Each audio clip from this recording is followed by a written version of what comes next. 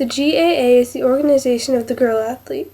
It is the medium through which each participating girl is given the opportunity to engage in sports. It encourages the formation of lasting friendships developed in the field of friendly competition and cooperative team spirit. It is, in brief, an organization of good sports. Edward Little Yearbook, 1954. When basketball was first started, men weren't the first to be playing the sport. It was the girls. Boys had claimed that the sport wasn't rough enough for them, so they kept going with sports like baseball and football.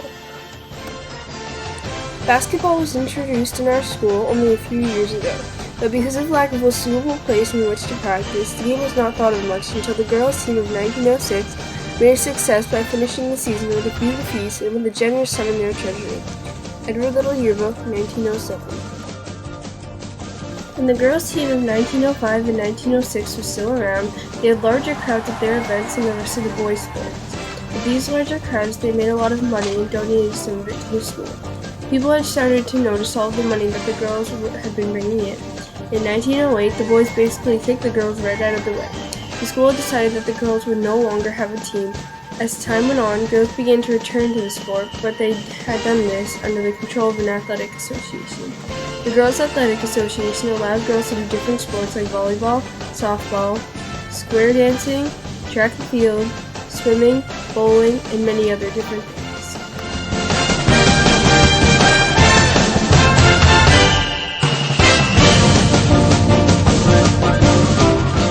This year has been a banner one for girls athletics at Edward Little. The girls' interest and support has been the finest for several years.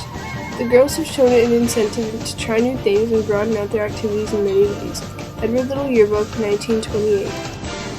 The credit system had been changed that year. 2 credits were given for volleyball, and 2 credits were given for the second team in basketball. 3 were given for the first team. Credits were also given for tennis.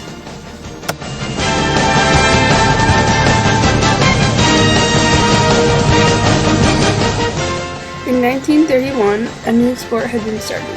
A reign of terror held sway in that right-hand courtyard during the months of October and November when the new and popular sport of archery made its large dent upon the athletic field of ELHS. Edward Little Yearbook, 1931. This new sport had started to grow popularity fast. They had started having different competitions, of course, for this new sport.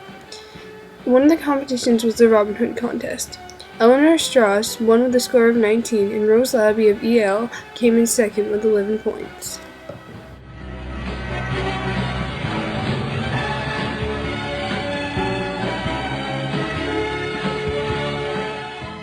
The senior team was captained by Anne Cartwright, and the juniors were captained by Hilda Gray, both of which who played for the Webster Junior High team. Anne Cartwright in 1928, and Hilda Gray in 1929.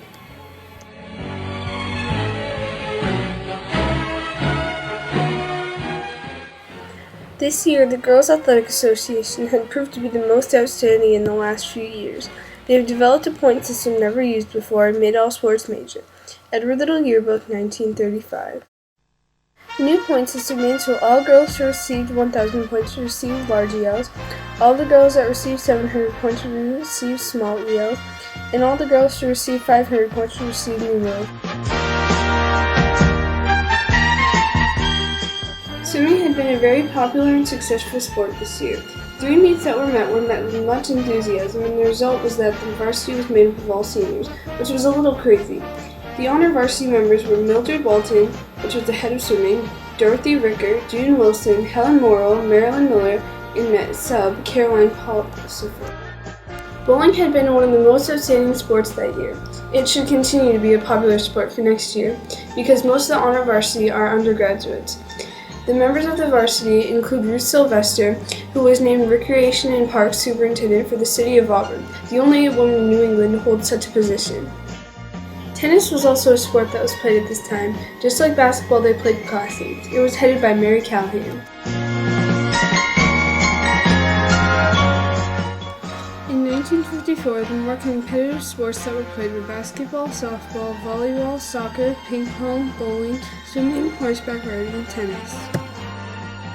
The board that year had been guided by Miss Virginia Crossman, who selected the girls from the Auburn school to compete in the basketball intercity play-day event against Lewiston.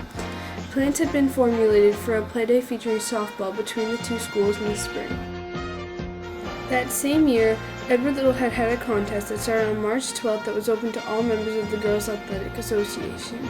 Sue McGuire had won the foul shooting championship, where she beat out Rita Poulin and Diane Colby. She had gotten 15 out of 25 free throws in the final shooting tourney. By playing these sports, girls earned credits. 60 credits entitled a girl the numerals, 110 gave her EL letters, 160 gave her a pendant, and a white blazer was presented to the senior girl who would earn the most credits at the end of the year.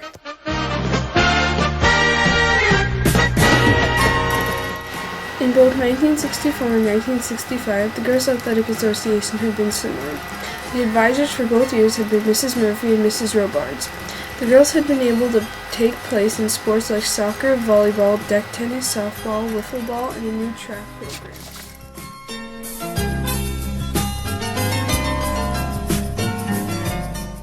On June 23, 1972, Title IX was passed into law. It stated that women would have the same opportunities as men, whether it be in education or in sports. Women were able to do the same thing that men could do. No person in the United States shall, on the basis of sex, be excluded from participation in, be denied the benefits of, or be subjected to discrimination under any education program or activity receiving federal financial assistance. 20 United States Code, Section 1681.